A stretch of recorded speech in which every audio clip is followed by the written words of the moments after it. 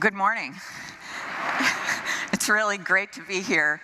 The crowd looks wonderful and it's a beautiful day. And while my topic is a little grim in some ways, there is good news on the horizon. And I don't know about you, but I'm feeling a little bit more optimistic and positive about things.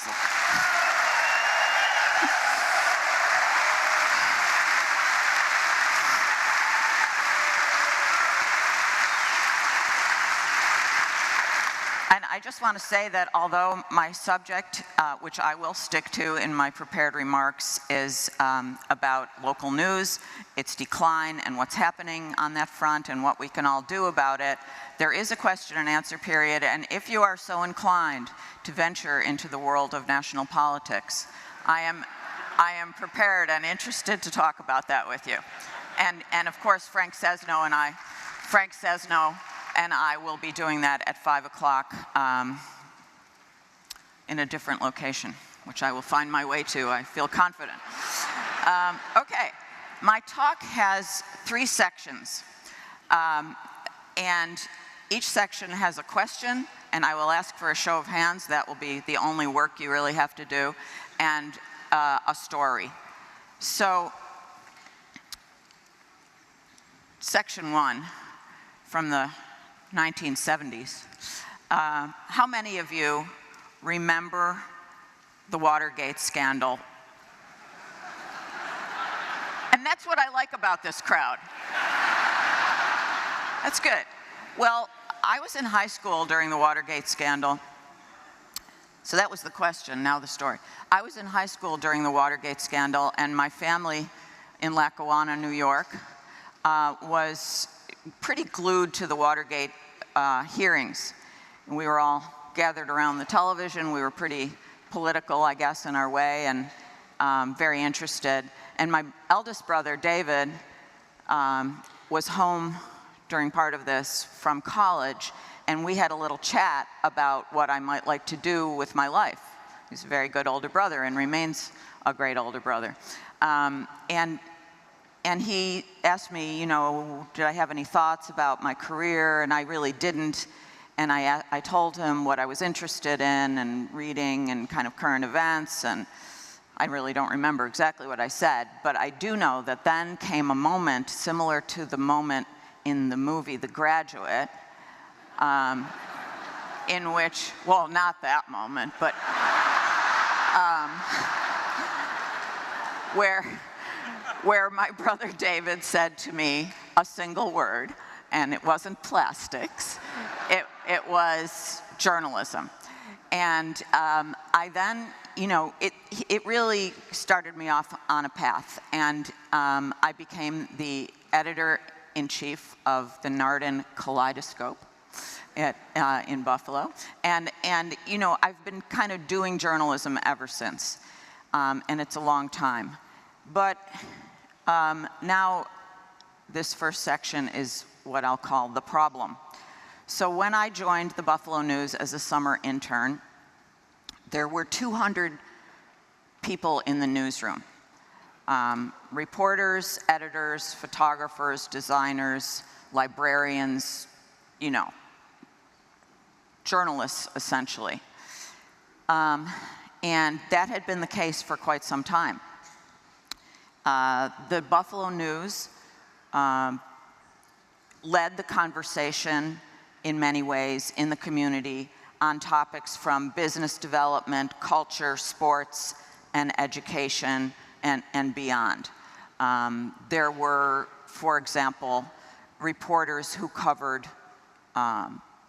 education. There was a reporter, and I was that reporter for a while, who was dedicated simply to covering education in the city of Buffalo.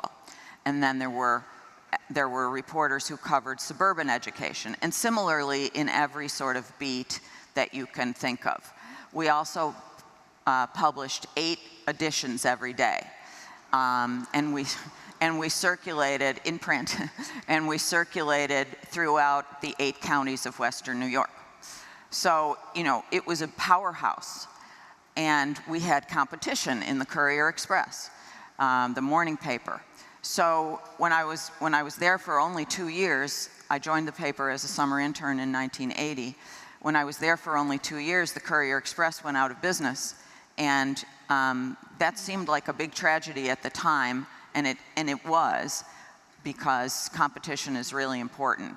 But we maintained this high level of staff, the ability to cover topics thoroughly, not always perfectly, certainly. I admit to that. But I think we did a good job for the community.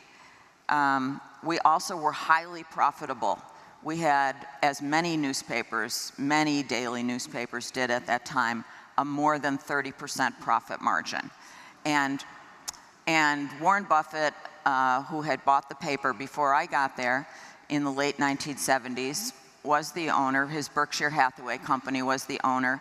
And we had a lot of profit. And so, in essence, we were sending $1 million a week to Omaha. I mean, we were that, you know, we had profit of $50 million a year, typically.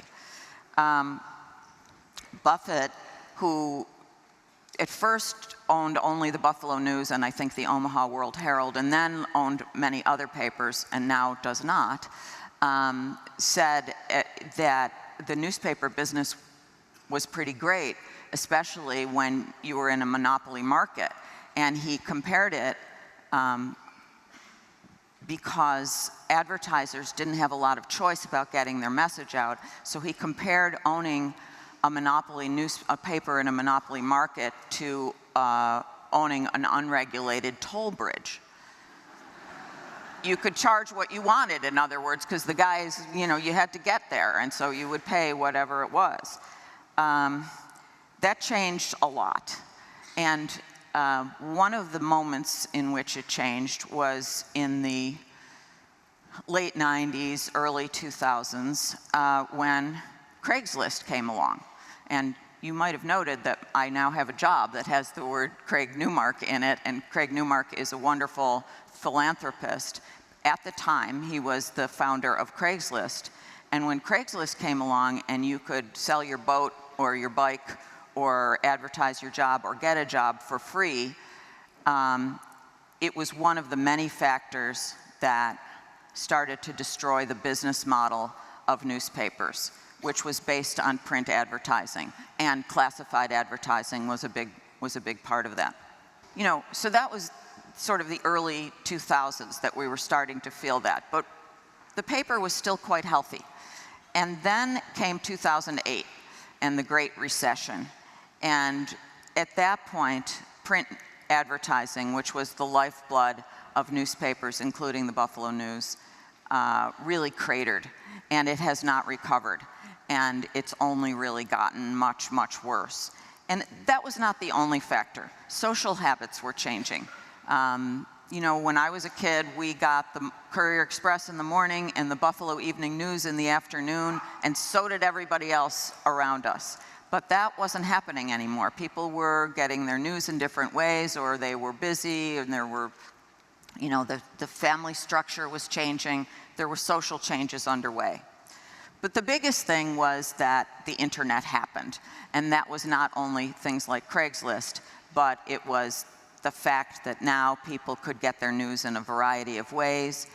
And the newspaper business, in its lack of wisdom, decided to simply take our content, which was produced by these 200 people in a newsroom and the pressmen and all these other people who had to be paid, and put it online for free. Now, I kind of remember that that seemed to make sense at the time, but when we look back on it, maybe not so much. Another big factor was that Google and Facebook came along, and these social media companies siphoned off a lot of the advertising, the digital advertising, that could have come to newspapers to shore up our business model, but they were pretty much taken up by Google and Facebook, who not only siphoned off all the advertising, but also took our content, which we were putting out there for free, and made that part of their appeal. So it wasn't handled well. I think we can say that. This was happening nationwide. So my uncle Bob Sullivan, was the managing editor of the Cleveland Press. Well, the Cleveland Press, like the Courier Express, went out of business in the 70s. The Plain Dealer was a big, robust paper, and I know there's a Cleveland contingent here always.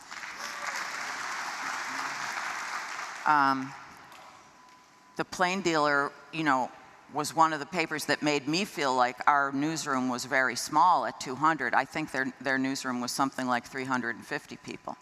So, what is it now? Those papers, the Buffalo News, I would say has a newsroom population of roughly 60 people. The Plain Dealer, I think, is even lower. And that's happened all over the country. So there's been a huge loss of jobs, journalism jobs, but much more important, there's been a huge loss of the journalism that newspapers produce. And I'm always, I want to underline the fact that not all journalism comes from newspapers. I'm aware of that. I think that, that needs to be acknowledged. But I do think that newspapers have been the engines of local news in a way that has not yet been replaced. And so now, after nearly 20 years of this decline, there are 70 million people in America who have essentially no local news. They live in what we call news deserts, and they are deprived of something that they probably once had because the metropolitan newspapers circulated in this wider area. So one pretty scary statistic about all this, and this comes from a lot of study by a woman named Penny Muse Abernathy, who's at Northwestern University now. More than 2 newspapers a week are going out of business in the United States. And most of those are weeklies, but weeklies are a big part of the fabric of local news as well. So there's been just a huge decline and a huge loss. So that is section 1, which is sort of the problem. Now I'd like to move to the effects. So what? What happens when local news goes away? So now we have a question and a story. The question is, how many of you have taken a commercial airline flight since 2010? Same number of people who also watch the Watergate hearings. I like it. Okay. Well, some of you may remember, well, what I want to say about that is that you have been much safer in the air because of some journalism that occurred at the Buffalo News.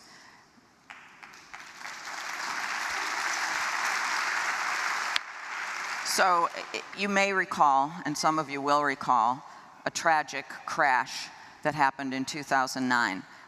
Colgan Air Flight 3407 crashed in a Buffalo suburb, and 50 people died.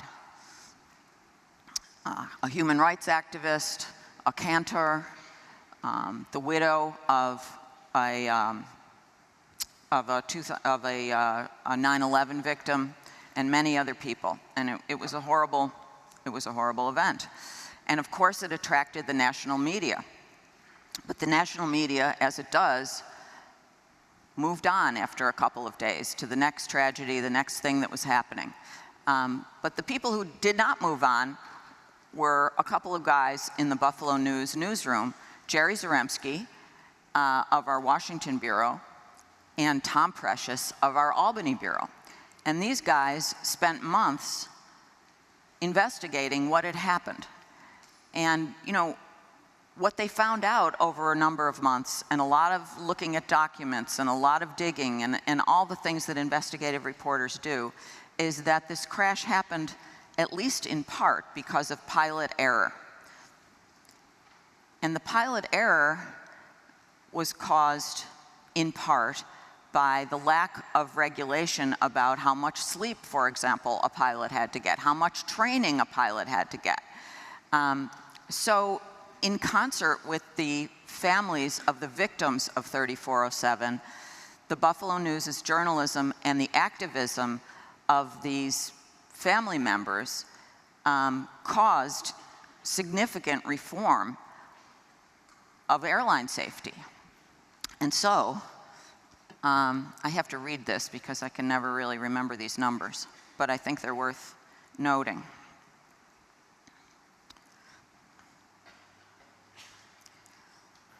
This is the before and after of the aviation safety reforms that became law 1 year after the crash. They became law in 2010. In the 2 decades leading up to the Buffalo crash, 1,186 people died in commercial plane crashes in the US. But in the decade after the new regulations were put in place, there was only one such death.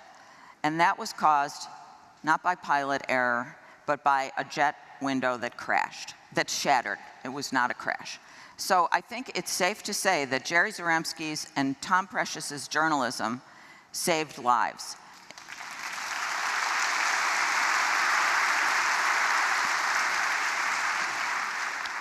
But here's the thing.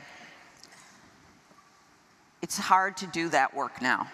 It's very hard to take 2 reporters on a small staff and spin them off for a couple of months and say, go do this investigative work. So one of the things that we lose when we lose local journalism is this investigative work that really makes a difference in our communities and, in fact, in our world. But lots of other things happen too.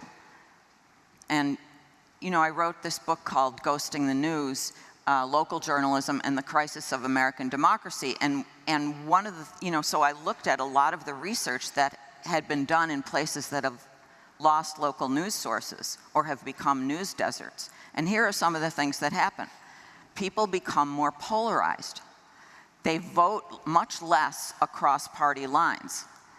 The cost of municipal borrowing goes up. Well, the cost of municipal borrowing goes up because there's more corruption. Government needs a watchdog, and local journalism has traditionally been that watchdog. And I think one of the things that worries me the most is that when local journalism dries up, we lose a kind of a common basis of truth and reality. And, you know, you could disagree with your neighbor about issues or about politicians or about what was happening, but you kind of shared the fact that things were based on some facts. And I think we've really, really lost that. In addition, and we see that playing out every day, obviously, in our politics. We also lose a sense of a knitted together community. And while people always talk about the watchdog role of the press, and it's very bad to lose that, and it really is, one of the things that makes me the saddest about the demise or the decline of local news is an example also from the Buffalo News, and that is the loss of the book pages in the Buffalo News. So for many years, the Sunday paper had 2 adjacent pages, and in newspaper world, we would call that a double truck, in which local reporters or maybe academics from UB or other local people would review the prominent books that had just come out. And, you know, you could say, well, so what? You know, why do we need local people doing those book reviews? And similarly, why do we need a Jeff Simon to be writing about film when it could be a wire service, or we could be picking up the Washington Post book reviews? And, you know, maybe so, but I can tell you that Buffalo and a lot of other cities of Buffalo's size, you know, really have a vibrant culture to them. And when you have a newspaper that's paying attention to that culture, it makes a huge difference. So, you know, I supervised the feature sections for quite a while, and we did these, and I wrote many book reviews myself. And to me, it's just a tremendous loss that the paper doesn't have that. And that is just one example of many things that help tie the community together, not about, corrupt government, but about the culture of the community. I would also say that, and this is documented, that people become less politically engaged in their communities when local news withers. They become more nationally oriented. They become more hung up on what they're seeing on cable news, what they're seeing in Facebook groups, much less likely to be paying attention to local news. And that's not good either. So there are many things that have kind of declined. And when I was bringing my book out, the publisher asked a guy named Timothy Snyder, a historian at Yale, to blurb the book, meaning write a short endorsement of the book. And he wrote a book called On Tyranny, which is great. And he said that he felt that the decline of local news was the biggest problem in our democracy. And I think he was onto something there.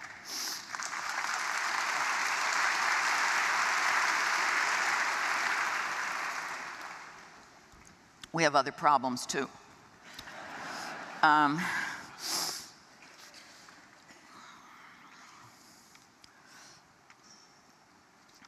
Okay. So, the topic here is difficult challenges and what we can do about them.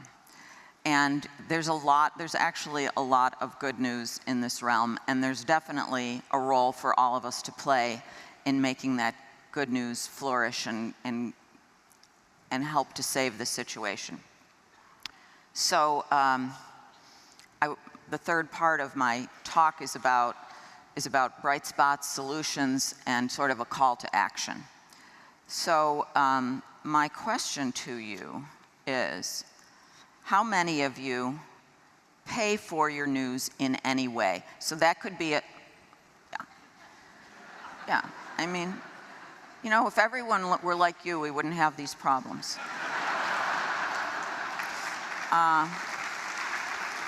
Let me tell you this, you're in a very select group.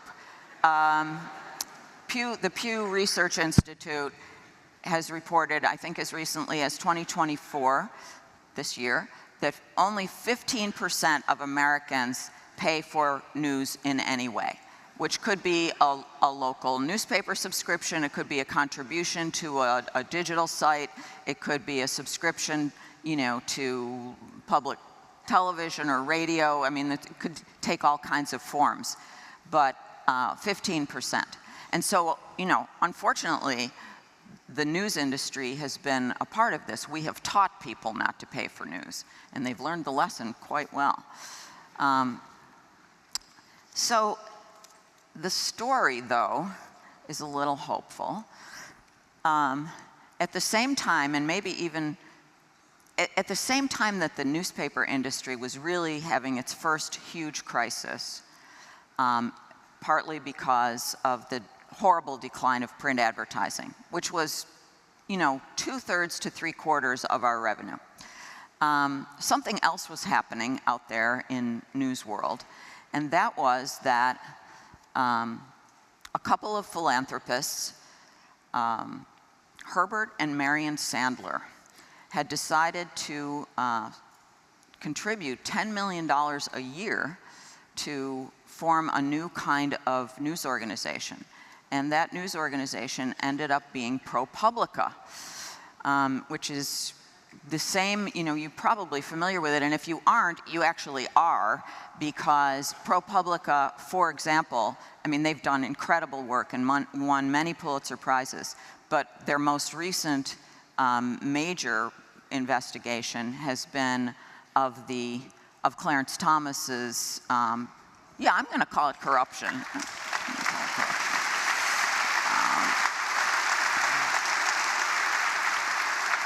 And the ethical violations that have occurred because billionaires have been doing things like, taking him on junkets and paying for things and helping him live his life, which is, of course, not the way it's supposed to work. But ProPublica embodies a part of the solution to this, because it does a few different things.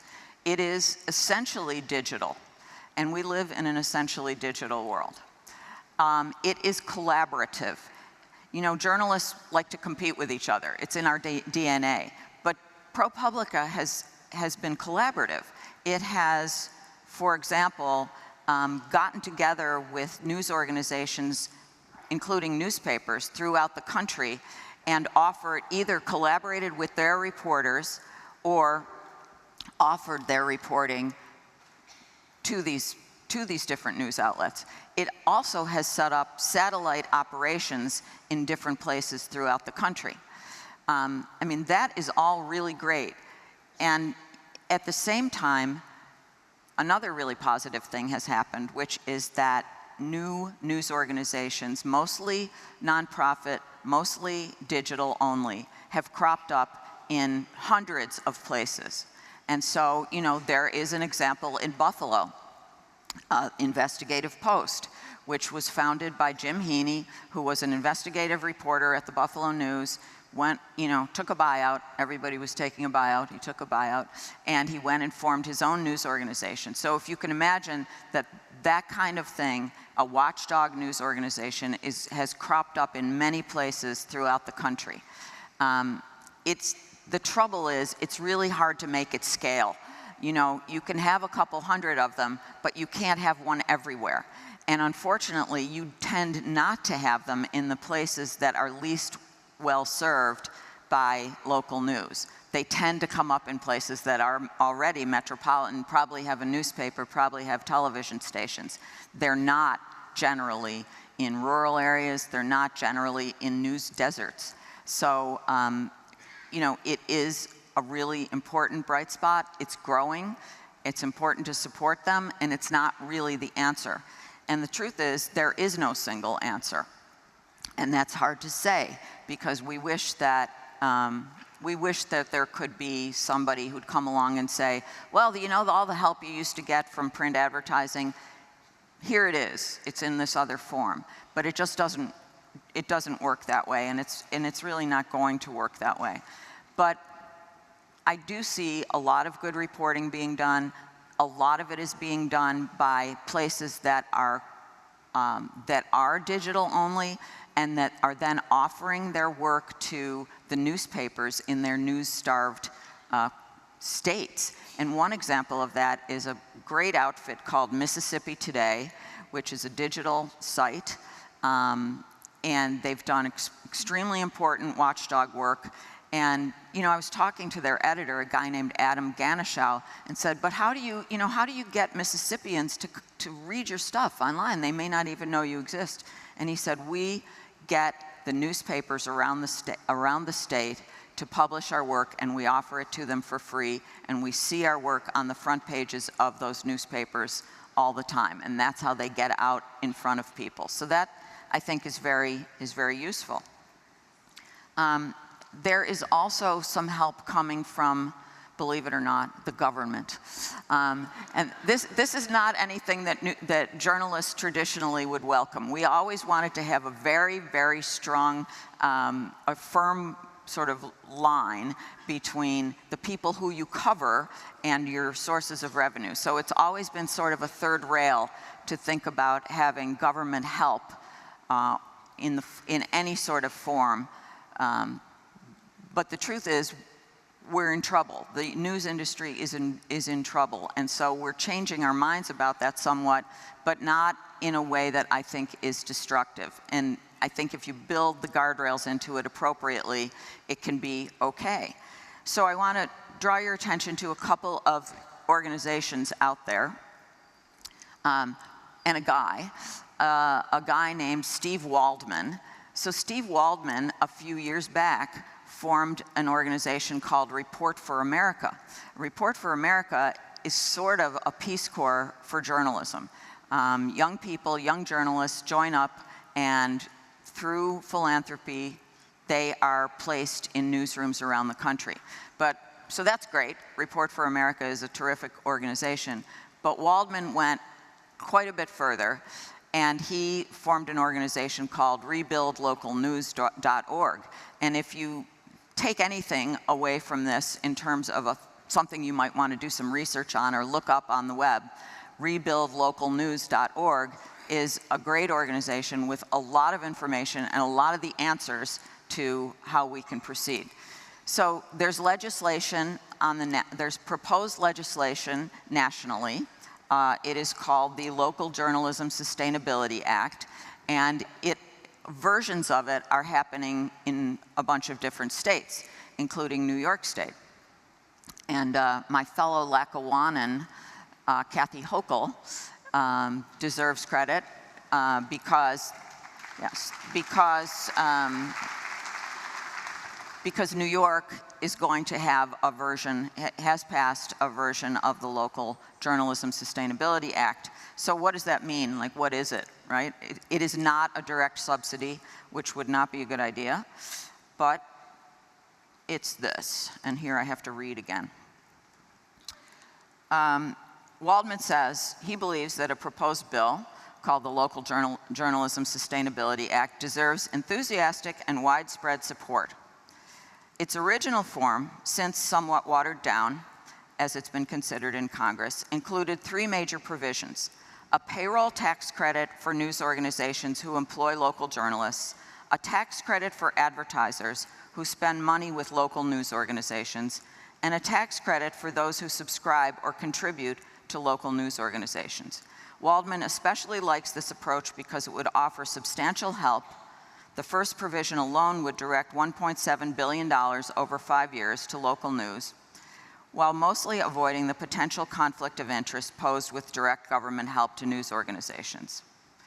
It amplifies the spending power of consumers and goes to the heart of the matter, which is the lack of reporters.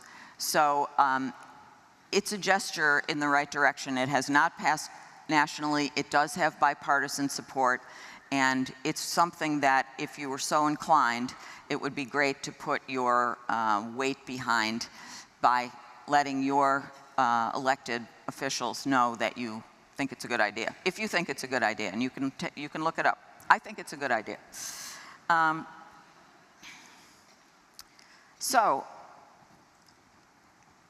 we're approaching 11:30 when we'll switch to questions, but I like to have, whether I'm talking about improvements as we are here or in any talk I give, to have a call to action. And so I have a call to action for all of us here, and it's kind of multi-part. Here's what you can do to help improve this situation, which is a dire one and which to me personally is a heartbreaking one. You can, first of all, you can care about local news. You can talk about local news. You can follow it. You can debate it. You can know what's going on in your communities. And I'm guessing that you mostly do, but a lot of people don't.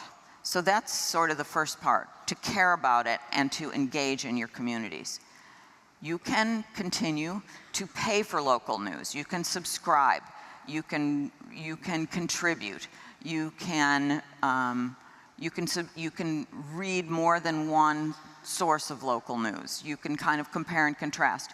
You can also communicate with the editors and the reporters at these local news organizations. And I mean, it seems like it may seem like it's kind of hard to get to them, but I don't know. When I was editor of the Buffalo News, I answered my mail and I answered my email, and I think people do want to hear from the readership. And so I think it's important to let people know what you're thinking. You can support efforts to save local news, including rebuildlocalnews.org and the Local Journalism Sustainability Act. And I think most of all, even though it's not a direct tie, I think it's extremely important. You can be an engaged citizen at the local level. You can make sure that you vote. you can make sure that your neighbors and friends vote. You can get some of your family members who aren't registered to vote, to be registered and to vote. And you don't have to vet them in advance, like who are they going to vote for. Just the voting alone is a positive. You know, I think, I'm not sure, but I think I'll embarrass these people now. I think my neighbors, I have a summer cottage in Angola. I live in New York City most of the time, but I hang out in Western New York in the summer. And I have some wonderful neighbors, Roger and Dennis. I think they may be here. And there they are. They're sitting up front. It's great. I mean, Roger and Dennis are actually the ideal news consumers. They get, I think this is right, you can correct me later if I'm wrong, they get the print New York Times every day. They get the print Buffalo News every day. One time when I was on PBS NewsHour, like on a weekend when no one's watching PBS NewsHour, they were texting me, "We're seeing you, it's great." I mean, they really pay attention. They put their money where their mouths are, and we should all be like Roger and Dennis.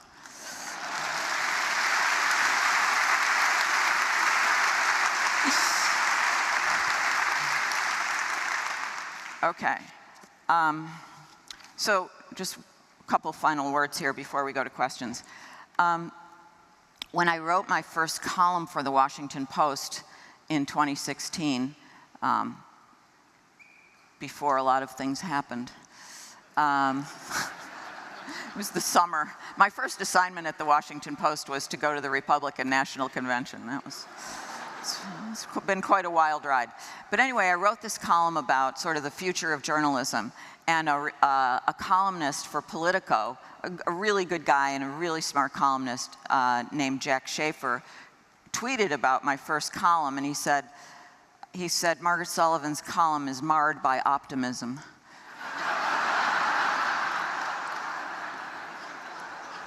That really hurt me. It was a bad moment. But I'm really not all that optimistic. I'm hopeful. I think there's a difference. I'm hopeful. I'm hopeful about local news. I'm hopeful about the national situation. And I'll leave you with this. If everyone in America, or even if everyone who still believes in a reality-based press, were to pitch in, I think we can restore the foundations of local journalism and then begin to rebuild in earnest. It could not be more important that we do just that. Thank you.